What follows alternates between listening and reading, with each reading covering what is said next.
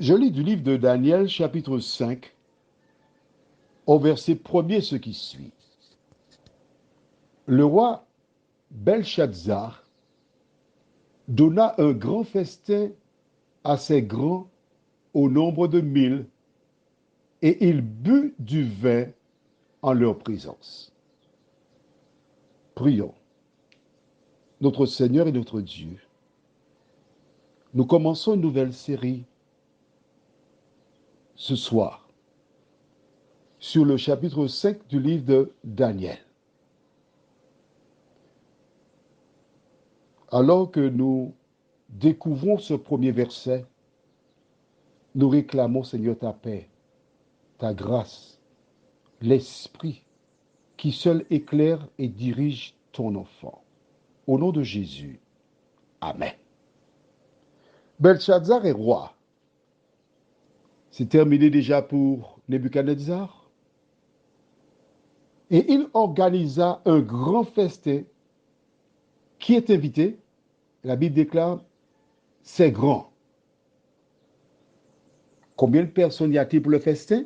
La Bible déclare, il y avait 1000 personnes. Est-ce que tu imagines la grandeur de la salle pour qu'il y ait 1000 convives avec des tables et des chaises et puis tout ce qu'il y a autour? Je ne sais pas si ça existe véritablement, un palais aujourd'hui pouvant recevoir 1000 personnes à l'occasion de festins. Il y avait du monde. Il y avait à boire et à manger.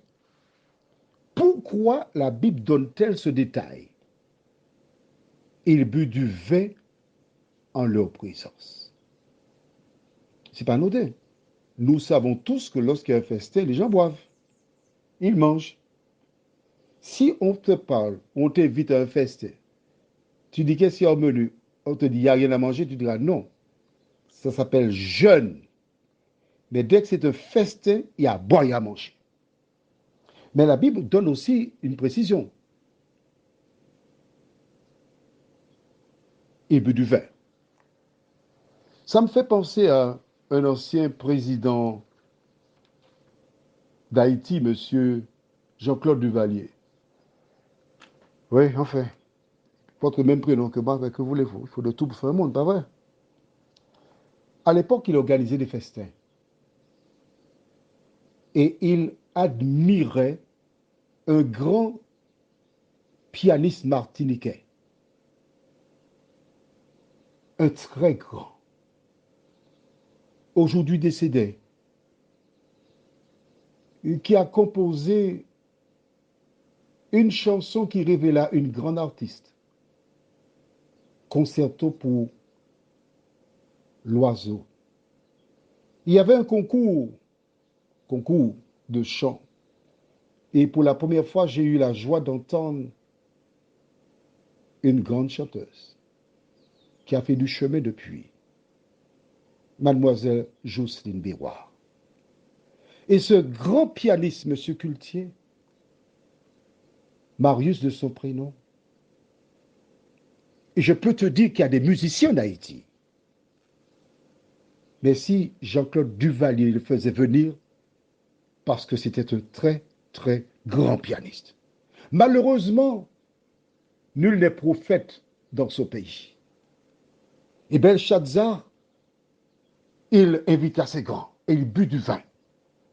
Est-ce une bonne chose de boire du vin? Nous allons revenir dans Daniel chapitre 1er. Daniel chapitre 1er. Et nous lisons au verset 8.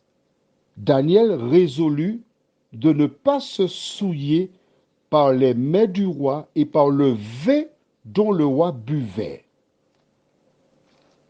Pour celles et ceux qui suivent depuis un moment, on avait lu cela déjà dans Daniel chapitre 1er, verset 8. Donc, selon Daniel 1, verset 8, boire du vin, c'est se souiller. Et quand nous commençons le chapitre 5, verset 1, on voit qu'il but du vin. Que s'est-il passé? C'est ce que nous verrons demain soir, si Dieu nous prête vie. Pour l'heure, prions. Notre Seigneur et notre Dieu, nous avons vu dans Daniel chapitre 1er comment cet homme est devenu le chef des sages en Babylone, parce qu'il avait une alimentation et une boisson particulière. Nous avons commencé l'étude avec Belshazzar. Que ton esprit nous aide à comprendre le récit de la Bible. Non pas ce que disent des gens, non pas ce que nous pensons, mais ce que tu dis, Seigneur. Et que nous puissions suivre ton exemple. Au nom de Jésus et pour ta gloire éternelle. Amen. Je te souhaite de passer une bonne nuit sous le regard de Dieu.